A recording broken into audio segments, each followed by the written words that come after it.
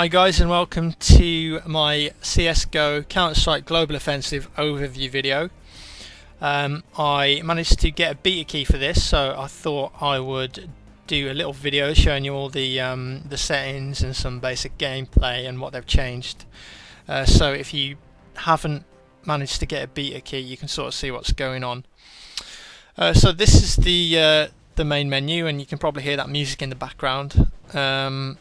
I think this is the music that they used in the the first trailers that they released, and it also features in the game as well now when certain things happen, like when the bomb gets planted, similar to sort of Call of Duty.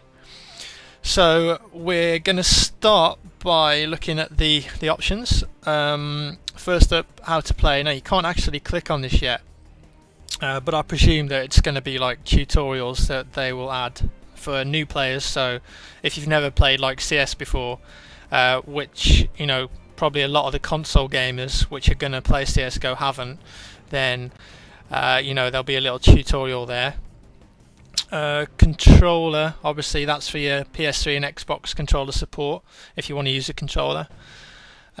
Game settings, let's have a look in here. So crosshair style, we've got default and classic. The default is the new crosshair that they've added for CSGO. It's like a weird crosshair with like a box around it that expands, and I'll show you that in a second. Classic, of course, is the classic CS where you just have the four green lines or whatever colour.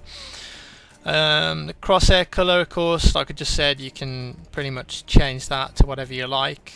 Crosshair behaviour, dynamic or static. So dynamic is a moving crosshair, so as you're running along it will get bigger to give you sort of a representation of where your bullets are going. Of course, if you're going like full auto, like with a gun as well, you're just holding down fire, it's going to get a lot bigger and expand to show you roughly where your bullets are going. Switch weapon on pickup, so you can set that to yes or no. So say you only have a pistol and you kill someone who's got like an assault rifle, you run over and it'll automatically select the gun as soon as you pick it up. Always show inventory, and also of course you have the developer console. It's the classic sort of Half-Life Source console going on there. So if we go back and we're going to look at the keyboard and mouse settings. Reverse mouse, that's inverted mouse for people who want to use it. I only actually know 2 people who use this, but I'm sure if you're into that sort of thing then you can turn that on or off.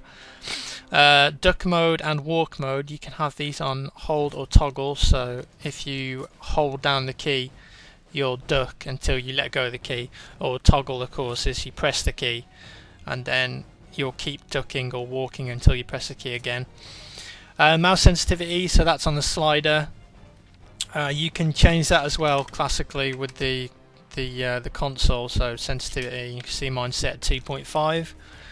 Zoom sensitivity, that is your sniper rifles, so when you're zoomed in the sensitivity will change slightly. Raw input, now this is something that they added to CSS a while back, I think it was last year. So basically your mouse completely ignores any other Windows settings that are going on. So say you have like Windows acceleration turned on, it'll just completely ignore that and it'll just use the game's mouse settings. So that's really cool that they've still got that in.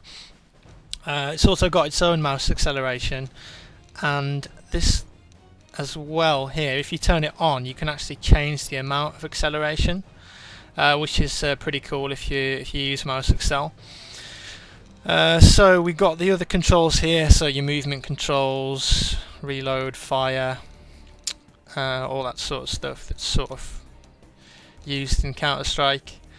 They've also added the sort of hotkeys as well, so you can select each individual grenade, and you'll probably notice the Molotov cocktail here as well, the Zeus X27, and we'll go into that shortly. So if we go back, and then we've also got some motion controller here, so I presume that's for like PlayStation 3 Move or something like that, or for the Falcon controller, that weird gun thing that you can get on the PC. so they've got that in as well. Video settings, so you have your brightness, display mode, computer, monitor or TV.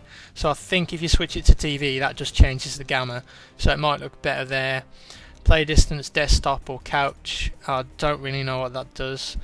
You got your aspect ratio, your resolution, so you have a full range of resolutions there.